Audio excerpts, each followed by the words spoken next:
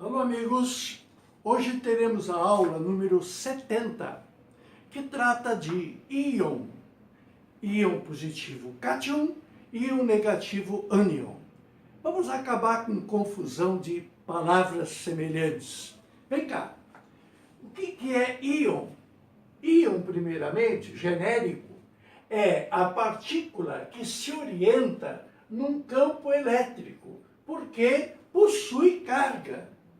Muito bem, estamos vendo aqui um campo elétrico ligado a uma bateria, corrente contínua, por exemplo.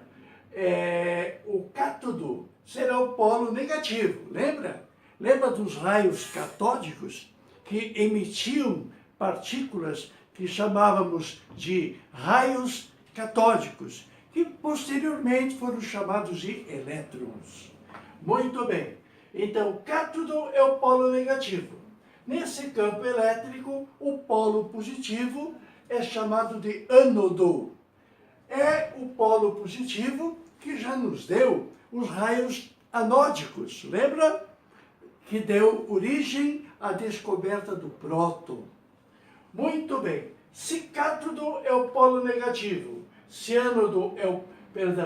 o cátodo é o polo negativo, se ânodo é o polo positivo, evidente, se houver uma partícula nesse meio, essa partícula vai se orientar para o polo contrário.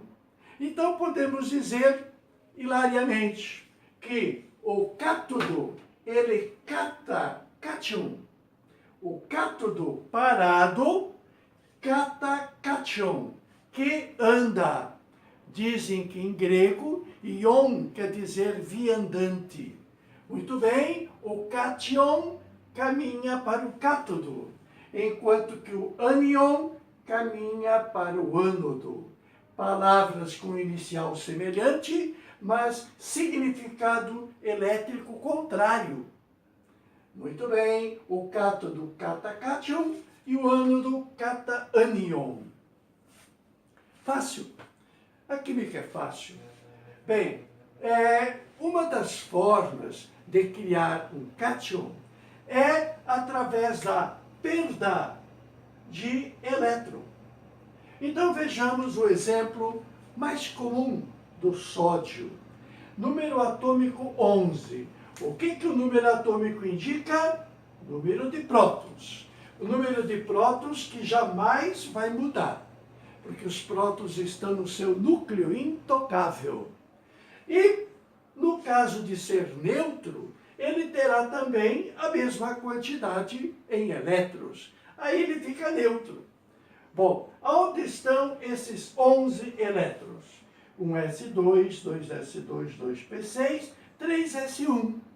Onde vemos o incômodo número 1, destoando, porque tem uma quantidade menor do que 4. Qual é a tendência de um átomo assim? Um átomo assim tende a ceder esse elétron. É o que o sódio está fazendo. Se ele perder o 11º, ele vai ficar apenas com 10. E ao ficar com 10 cargas negativas, diante de 11 cargas positivas, o saldo é positivo. Se você tem 11 mil reais e dá um cheque de 10 mil, ou se o cartão tem um limite de 11 mil e você gasta 10 mil, claro, tu ainda continua no positivo. Mas lembre-se dos juros. Bem, aí com a saída desse elétron, a estrutura eletrônica passa a ter 8 na última camada, que é o velho sonho do octeto. Bem, uma das formas de se formar um ânion é dando elétron para ele. Lembra? Elétron não tem carga negativa? Se alguém receber carga negativa, torna-se negativo. Receber carga negativa torna-se negativo. Muito bem. O exemplo mais fácil é o cloro. O número é 17. O número sempre indica o número de prótons, que é intocável, nunca vai mudar a quantidade de prótons de um átomo, quer seja neutro ao formar cátion positivo, quer seja neutro ao formar ânion negativo. O número de prótons é sempre o mesmo. Agora, se a esses 17 eu entregar um 18º, esse 18º vai fazer um saldo, evidentemente, negativo. Então, esta conta vai ficar no vermelho, porque tem 17 bons e recebe o 18º ruim, dá saldo negativo.